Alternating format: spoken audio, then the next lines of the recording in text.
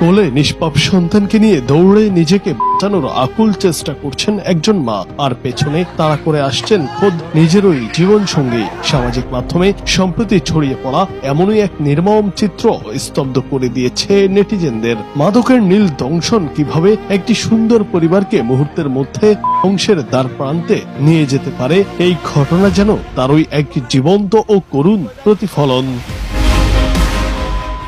Facebook সহ বিভিন্ন সামাজিক মাধ্যমে ভিডিওটি ছড়িয়ে পড়ার পর মুহূর্তেই তা ভাইরাল হয়ে যায়। ভিডিওতে দেখা যায় এক মাদকাসক্ত ব্যক্তি দেশীয় অস্ত্র হাতে তার স্ত্রীর পিছু ধাওয়া করছেন, আর ওই নারী তার সন্তানকে কোলে নিয়ে পালাচ্ছেন। শেষে কয়েকজন এগিয়ে এসে তাকে থামান। এই দৃশ্যটি দেখে সাধারণ মানুষের মধ্যে তীব্র ক্ষোভ ও অসন্তোষ তৈরি হয়েছে। নেটিজেনরা সামাজিক মাধ্যমে এই ঘটনার তীব্র নিন্দা জানিয়ে অভিযুক্ত স্বামীর দ্রুত গ্রেফতার এবং দৃষ্টান্তমূলক শাস্তির দাবি তুলেছেন।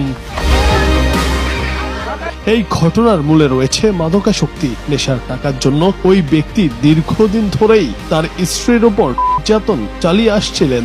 ঘটনার দিনও নেশার টাকা না পেয়ে তিনি হিংস্র রূপ ধারণ করেন এবং স্ত্রীর ওপর চড়াও হন।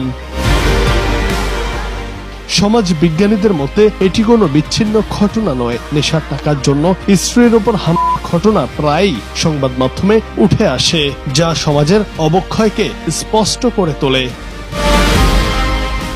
সমাজবিজ্ঞানীরা বলছেন, মাদকের এই ভয়ালো থাবা কেবল একজন ব্যক্তিকে নয়, পুরো পরিবারকে বিষিয়ে তুলছে। এই ধরনের ঘটনা রোধে কেবল আইনি পদক্ষেপই যথেষ্ট নয়, বরং মাদকের সরবরাহ বন্ধ এবং পারিবারিক ও সামাজিক সচেতনতা বৃদ্ধি করা এখন সময়ের দাবি।